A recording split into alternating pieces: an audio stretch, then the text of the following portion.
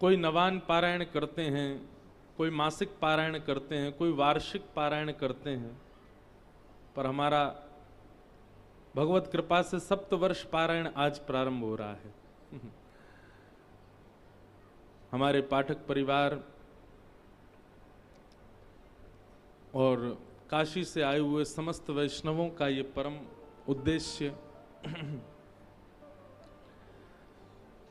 मन में ऐसा भाव है कि ठाकुर जी ने आपको इसके लिए चुना है कि आप तीर्थ में जाकर के इतने वैष्णवों को संग लेकर के कथा क्रम कर रहे हैं।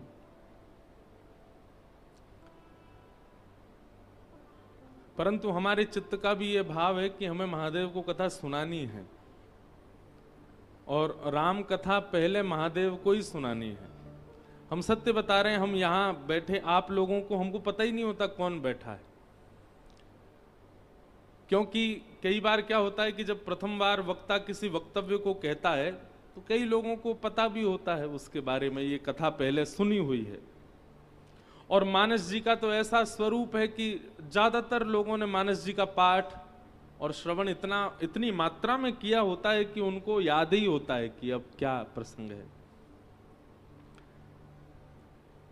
लेकिन महादेव कभी ऐसे कथा नहीं सुनते, जबकि मानस जी महादेव की ही रचना मानी है। गोस्वामी जी ने तो लिपिबद्ध किया, गोस्वामी जी के चित्त में तो मानस जी को प्रतिष्ठित महादेव कर रहे हैं, पर मानस प्रकट तो महादेव ही करते हैं। पर महादेव जब कभी भी मानस जी की कथा होती है तो ऐसे बैठते हैं कथा में आकर के जैसे वे जानते ही नहीं है। और ये बात आप बिल्कुल सत्य मानिएगा, जब तक आप इस भाव से कथा में नहीं बैठेंगे आपको नवीनता का अनुभव हो ही नहीं सकता। भाई, पानी हमने 1000 बार पिया है, लेकिन फिर भी पुनः पानी प्रकट होता है। आप उसको पी तभी सकते हो जब प्यास चित्त में होगी। जन्म से लेके आज तक हमने लाखों बार पानी पिया है, हमारे सामने पानी रख दो नहीं पिएंगे। लेकिन कब पानी का महत्व होगा, कब उसके प्रति उत्सुकता बढ़ेगी, कब उसको पाने की इच्छा प्रकट होगी, जब प्यास चित्त में हो। महादेव को देखेंगे आप, कैसे देवता हैं, भीगे देव, 24 घंटा भीगे ही रहते हैं। और ये भीगे देव होने का तात्पर्य, वे सदा जल में निमग्न रहते हैं। उससे हम आप सबको यह बात दर्शा रहे हैं, बता रहे हैं कि वे अभी भी प्यासे ही हैं। जल तो केवल भौतिक रूप में हमको दिख रहा है, पर महादेव वास्तव में प्यासे तो मानस जी के हैं, ठाकुर जी के चरित्र सुनने के। अरे कहां तक कहें, इतने प्यासे हैं महादेव भगवत लीला सुनने के कि अपने 11 रुद्रों में अंतिम रुद्र के रूप में स्वयं हनुमान जी बनकर के, कपीश्वर बनकर के प्रकट हो गए। क्षमा कीजिएगा, हम व्यास मंच से एक बात कहें। हनुमान जी महाराज दुष्टों का दलन करने के लिए प्रकट हुए नहीं। श्री हनुमान जी महाराज अपने प्रताप को प्रतिष्ठित करने के लिए प्रकट हुए नहीं। श्री हनुमान जी महाराज अपने पराक्रम से संसार के लोगों के पीड़ा, विपत्ति, आपत्ति, कष्टों को दूर करने के लिए प्रकट हुए नहीं। ये जितने भी कारण हम हनुमान जी के लिए देख रहे हैं, ये सब हमको बहकाने के कारण हैं।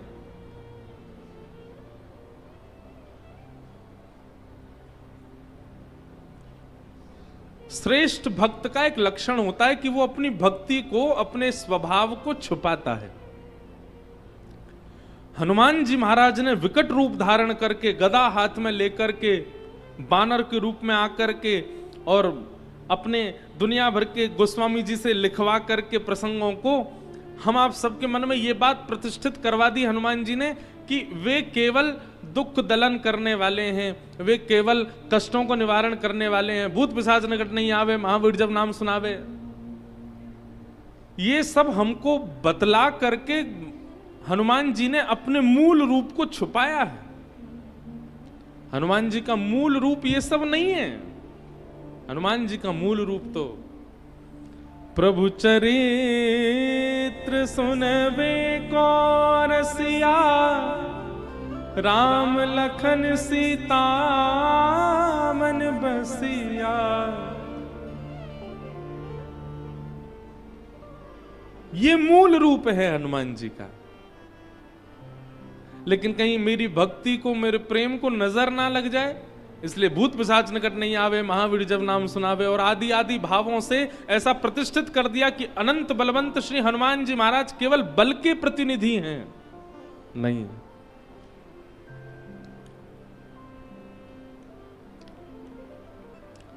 हनुमान जी तो अत्यंत प्रेम के सागर हैं। और महादेव कथा के इतने रसिया हैं कि वे ही हनुमंत रूप धारण करके कथा श्रवणार्थ पधारे हैं। तो भीगे देव अगर कोई कहे तो कौन है भीगे देव? महादेव 24 घंटा भीगे ही रहते हैं। भीगे रहने का मतलब तात्पर्य क्या है? वे प्यासे हैं। किसके प्यासे हैं? रामचरित्र के प्यासे हैं, कृष्ण लीला के प्यासे हैं। हमारे ब्रजमंडल में कितने रूप हैं महादेव के।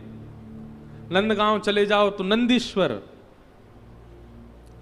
गोवर्धन चले जाओ तो आशीश्वर, चकलेश्वर, मथुरा चले जाओ तो भूतेश्वर, और वृंदावन के तो सबको जानते ही हैं। वृंदावन में कौन है?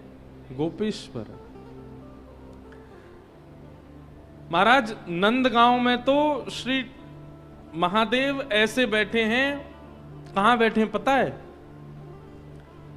यशोदा मैया लाला को जब नहवावे, रसोई घर में गुसल खाने में ले जा करके जब लाला को नहवाए वे, तो जहां से श्री लाल जी के तन पर पड़ने वाला जल जिस नाली से बाहर आता, महादेव वहीं बैठे हैं। ठाकुर जी का अभिषेक युक्त जल ही मोरी में है के महादेव के ऊपर आता, वहीं बैठे हैं श्री नंदेश्वर महादेव। वहां बैठ करके श्री ठाकुर जी के चरणामृत से ही पूरे दिन अभिषेक अपना करते रहते हैं। ऐसे श्री महादेव रामचरित्र, कृष्ण चरित्र, रामलीला, कृष्ण लीला सुनने के अनन्य रसिया। तो हमने तो एक संकल्प धारण किया है मन में कि पाठक परिवार कथा कराए तो ही हम राम कथा सुनावेंगे। यह भी एक प्रकार से महादेव यूं कहेंगे कि भाई ये तो गलत है, पर अब हमने ये भी भाव रखा है कि हम अपने प्रयास से भी करेंगे कि हम महादेव जहां जहां विराजने उनको श्री रामचरित्र सुनाने के लिए जाया करेंगे। और भागवत हम पूरी दुनिया को सुनाएंगे, पर राम कथा केवल महादेव को सुनाएंगे। अगर कल को कोई हमसे कहे भी कि हमें राम कथा सुननी है, तो हम कहेंगे ज्योतिर्लिंग में चलो, वहीं सुनाएंगे राम कथा। अब और कहीं हमको ऐसा लगता है कि हमको कहने में हम असमर्थ हो जाएंगे, पर वैसे तो अभी भी असमर्थ ही हैं। पर महादेव, ऐसा हमको बार बार कल से ही प्रतीत हो रहा है कि हम किसी को नहीं सुना रहे हैं, महादेव ही सुन रहे हैं। जिस प्रकार का कथाओं का व्यवस्था होती है, उस व्यवस्था से ही हमारी कथा निकलती है। कई बार यहाँ कई चीजों में अब कूलरों की इतनी आवाज है कि हमको अपनी आवाज ही कम आ रही है, संगीत के स्वर ही बहुत कम सुनाई दे रहे हैं, पर ये मन में भाव आ ही नहीं रहा है कि आपको सुनाना है। मन में यही भाव है कि नहीं, महादेव सुन रहे हैं बैठ के, तो उनको श्रवण करानी है। तो उस भाव से प्रकट हो रही है चर्चा। तो आज से बालकांड का प्रारंभ हम कर रहे हैं। सब जानते हैं अत्यंत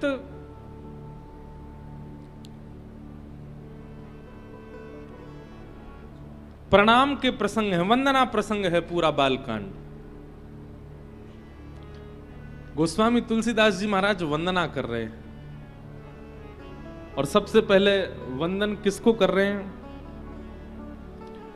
जो सुमिरत सिद्धि होई गणनायक करिवर वदन, करऊ अनुग्रह सोय, बुद्धि रास शुभ गुण सदन।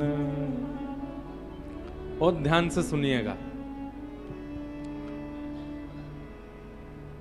सबसे पहले किसको वंदन कर रहे हैं? श्री गणेश जी को। गाइए गणपति जगवंदन, गाइए। विनय पत्रिका में गाइए गणपति जगवंदन,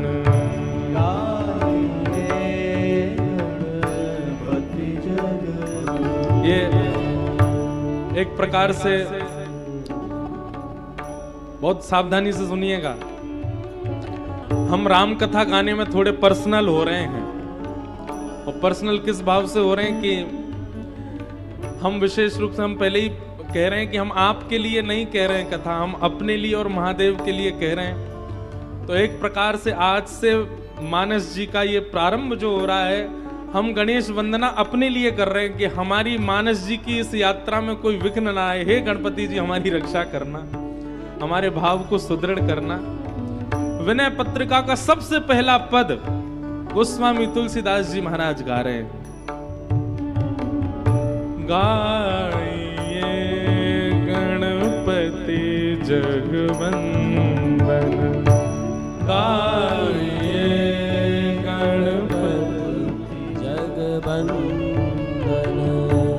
शंकर सुवन भवानी नंदन, शंकर सुवन भवानी नंदन, शंकर सुवन भवानी नंदन, शंकर सुवन भवानी नंदन, गाइए गणपति जगवंदन, गाइए गणपति जगवंदन।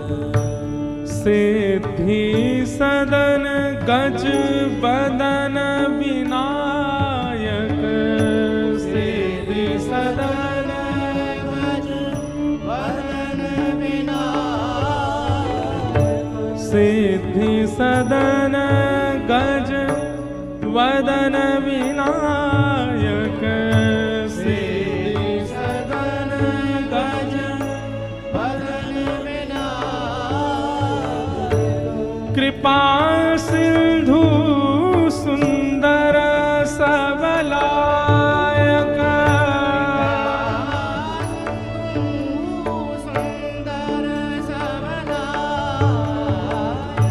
कृपा सिंधु सुंदर सब लायक,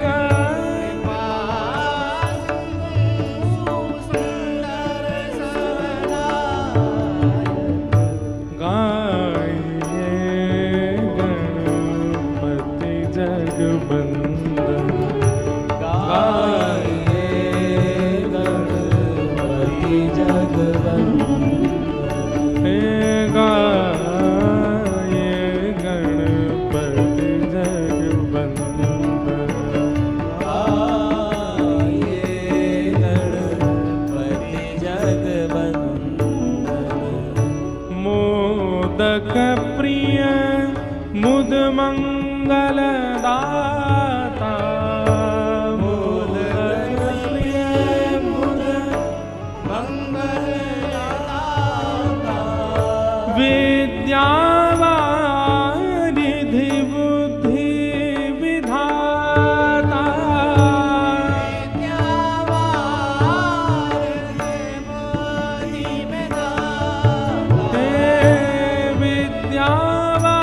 विद्यावारिधि बुद्धि विधाता,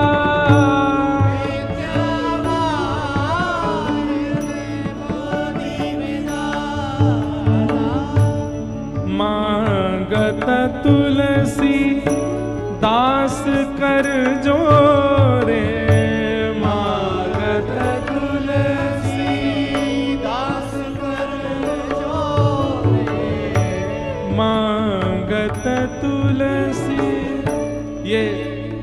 अंतिम पंक्ति सबको गानी है। ये भाव हमारा भी होना चाहिए जो गोस्वामी जी मांग रहे हैं। मांगत तुलसी दास कर जोरे, मांगत तुलसी दास कर जोरे, बसहि राम सिय मानस मोरे, बसहि राम सिय मानस मोरे, बसहि राम सिय मानस मोरे, बसहि राम सिय मानस मोरे, गाये गणपति जगवंदन, गाये गणपति जगवंदन, गाये गणपति जगवंदन। गाये गणपति जगवंदन। जो सुमिरत सिद्ध होई, गणनायक कविवै बदन, करो अनुग्रह सोई, बुद्धि रास शुभ गुण सदन। गोस्वामी तुलसीदास जी महाराज गणपति वंदना कर रहे हैं। पहले सबसे पहला प्रणाम गणेश जी को कर रहे हैं। और जब संस्कृत का मंगलाचरण किया तो वहां पर भी वर्णानाम अर्थ संगानाम रसानाम छंद सामपि मंगलानाम च कर्तारौ वंदे वाणी विनायको। दो लोगों को वंदन किया है। सब लोग इधर देखो, सावधानी से सुनो। वाणी विनायको, हमारे जीवन को श्रेष्ठ बनाने में इन दो की ही सहायता चाहिए। पहली तो वाणी, वाणी यानी कि सरस्वती, वाणी की अधिष्ठात्री, और दूसरी विनायको, विनायक यानी कि गणपति। किसी व्यक्ति के पास ज्ञान अति सुंदर हो, शब्द भी बहुत अच्छे हों, बोलना भी बढ़िया जानता हो, स्वर भी बहुत अच्छा हो, स्वरूप भी बहुत अच्छा, सब कुछ अच्छा है, लेकिन मंगल करता गणेश जी यदि उसके पास नहीं है तो ज्ञान रावण के पास भी था, शब्दों का बोध रावण को भी था, सुंदर सुंदर प्रस्तुति बनाकर के महादेव को रिझाने की सामर्थ्य रावण रखता था, लेकिन निश्चित ही रावण के पास श्री गणेश जी नहीं है। और ऐसा मुझे कभी कभी लगता है कि रावण महादेव को प्रणाम करता था तो महादेव के बगल में बैठे हुए गणेश जी को देख करके रावण सोचता होगा, मैं महादेव का शिष्य हूं, आप महादेव के पुत्र हो, और पुत्र और गुरु का शिष्य एक प्रकार से भाई भाई के समान होते हैं। तो भाई का नाता रखने के कारण कभी सम्मान बुद्धि शायद रावण के चित्त में प्रकट हुई नहीं गणेश जी के प्रति, इसीलिए उसका अनित हुआ। गणेश जी का सम्मान उसने किया होता, गणेश जी के प्रति उसका आदर भाव रहा होता। भैया आप महादेव के उपासक हो, इसका मतलब है कि महादेव पंचायतन संपूर्ण परिवार आपके चित्त में होना चाहिए। अकेले महादेव को भजने से कोई काम नहीं बनने वाला है। आपको नंदी को भी प्रणाम करना पड़ेगा, आपको सर्प को भी वंदन करना पड़ेगा, आपको परांबा जगदंबा उमा पार्वती को भी वंदन करना पड़ेगा, उनके वाहन को भी वंदन करना पड़ेगा, आपको कार्तिकेय को भी वंदन करना पड़ेगा, गणपति को भी वंदन करना पड़ेगा, तब ही महादेव उपासक आप माने जाओगे। हमें ऐसा लगता है रावण के नाश का कारण, नहीं तो लोगों के मन में संशय नहीं होगा कि महादेव की उपासना करी फिर भी रावण की ऐसी मति, महादेव की उपासना करी फिर भी रावण की ऐसी गति। उसने अकेले महादेव को पूजा, संपूर्ण पंचायतन परिवार को उसने वंदन नहीं किया, इसलिए महादेव की ऐसी गति हुई, इसलिए रावण की ऐसी गति हुई। लेकिन एक बात याद रखिएगा, राजा को बाद में प्रसन्न करो, मंत्री, महामंत्री, सेनापति और द्वारपाल, ये यदि पहले प्रसन्न हो गए तो राजा का प्रसन्न होना ना होना चलेगा, लेकिन मंत्री, महामंत्री, सेनापति और द्वारपाल यदि आपसे प्रसन्न हैं तो आपके सारे काम बन जाएंगे। अब देखो यहां रामेश्वर मंदिर में भले ही आप महादेव के कितने भी बड़े उपासक हो, भले ही आप काशी विश्वनाथ से आए हो, स्वयं बनारस से ही आए हो, इसका मतलब है कि महादेव से आपका सीधा संबंध है, लेकिन यहां के पुजारियों से आपका कोई संबंध नहीं, मंदिर के अधिकारियों से आपके 36 के आंकड़े हो गए। क्यों? आप हिंदी बोलते हो, वो तमिल बोलते हैं, वो किड़बिड़ किड़बिड़ करते हैं और आप हिंदी में बोलते हो अरे दर्शन करा दो हमको। द्वारपाल जो हैं उन्होंने पहले दिन आपको रोका और आप हठपूर्वक अंदर चले गए, उसकी नजर में चढ़ गए, तो महादेव आपसे कितने भी प्रसन्न हो, द्वारपाल प्रसन्न नहीं है, पुजारी प्रसन्न नहीं है, मंदिर के अधिकारी प्रसन्न नहीं है, तो महादेव कितने प्रसन्न हो, दर्शन नहीं होगा आपको। इसलिए महादेव भले ही अप्रसन्न हो, लेकिन महादेव के समीप रहने वाले सब आपसे प्रसन्न हो जाएं तो महादेव को प्रसन्न होना पड़ेगा। ठीक वैसे ही महादेव से पहले गणपति पूजो। 2 दिन हो गए हमको अभी तक रामेश्वर भगवान के दर्शन ही नहीं हुए, तो हमने आज पहले ही गणेश जी की वंदना करी है कि गणेश जी प्रसन्न हो जाएं। अभी पार्वती जी को भी प्रसन्न करेंगे, उसके बाद कार्तिकेय भगवान को भी नेक रिझाएंगे, राम जी को वंदन करेंगे, तो महादेव को कपाट खोलने पड़ेंगे, अपने आप सारी व्यवस्था करके हमको बुलाना पड़ेगा। वंदे वाणी विनायको, सबसे पहले सरस्वती और गणपति इन दोनों को वंदन किया। सरस्वती मात्र जीवन में आ जाए मतलब ज्ञान आ जाए, और गणपति ना आवे। गणपति का मतलब क्या है? विवेक, सही और गलत की पहचान। ये कौन कराता है? ये गणेश जी कराते हैं। और जिस पर गणेश की कृपा नहीं है वो विवेक शून्य हो जाता है। इसलिए पहले गणपति वंदन किया, जिनके स्मरण से सभी कार्य सिद्ध होते हैं। अच्छा एक बात बताएं, भागवत जी की एक बड़ी सुंदर कथा है। जब समुद्र मंथन हो रहा था, बहुत ध्यान से सुनिएगा, जब समुद्र मंथन, हमारे सौरभ भैया रोज हमको जब हम आते हैं तो हमको नेक छेड़ देते हैं, बोले महाराज जी वृंदावन का भी कुछ रस सुनाओ। अब हमारी ऐसी भाव है कि हम राम कथा हमको साल में एक बार गाने को मिलती है, तो हमको यूं लगती है हम पूरा समय राम जी को ही दे दें। ठाकुर जी की लीला तो हम गाती रहते हैं दुनिया में, पर क्योंकि रामेश्वर भगवान के चरणों में बैठे हैं, यही रामेश्वर हमारे यहाँ गोपेश्वर बन के बैठे हैं, तो कहीं ना कहीं हो ना हो कृष्ण लीला प्रकट हो ही जाएगी। हम करेंगे नहीं, अपने आप हो जाएगी। तो इसलिए बिल्कुल वो निश्चिंत होके बैठे, हम कुछ ना कुछ सुना देंगे वृंदावन।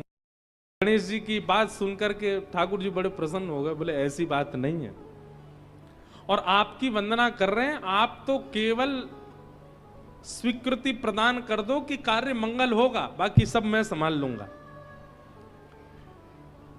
एक प्रकार से जब आप गणेश वंदना करते हैं तो गणेश वंदना से गणेश जी ठाकुर जी से प्रार्थना करते हैं कि इसने मेरी वंदना की है किसी कार्य की सिद्धि के लिए, और उस कार्य को संभालने के लिए ठाकुर जी ही गणेश जी की बात मान करके जाते हैं। ऐसा भाव भागवत जी की कथा से कहीं ना कहीं प्रस्तुत होता है। तो भगवान ने कहा आप तो हामी भर दो कि आपका कार्य मंगल होगा। गणेश जी बोले पर ये संभलेगा कैसे समुद्र मंथन? भगवान बोले आप बस हामी भरो, हम संभाल लेंगे। गणेश जी ने जाकर के सब देवताओं को दर्शन दिया, बोले कि आप बिल्कुल निश्चिंत हो जाइए, आपका कार्य मंगल होगा। और इतने में ही क्या हुआ, गणेश जी के कहते ही भगवान श्रीमन नारायण ने कच्छप रूप धारण किया, कछुआ बने, और समुद्र के भीतर प्रवेश करके मंदिराचल पर्वत को अपने पीठ पर धारण कर लिया। और जैसे समुद्र मंथन हुआ तो रत्न प्रकट होने लगे। देवताओं को लगा कि गणेश जी की कृपा से सब मंगल हुआ, परंतु वास्तव में यह है कि गणेश जी की स्वीकृति यदि हो जाए तो आदिदेव नारायण लग जाते हैं उस कार्य की सिद्धि में। इसलिए गणेश वंदना अति आवश्यक है। क्योंकि श्री गणेश जी ठाकुर जी को बड़े प्रिय हैं। यदि वो किसी कार्य से प्रसन्न है तो वो कार्य सफल होगा ही होगा, क्योंकि स्वयं ठाकुर जी फिर उस कार्य को संभालने के लिए जाते। तो गोस्वामी जी ने गणेश वंदना की।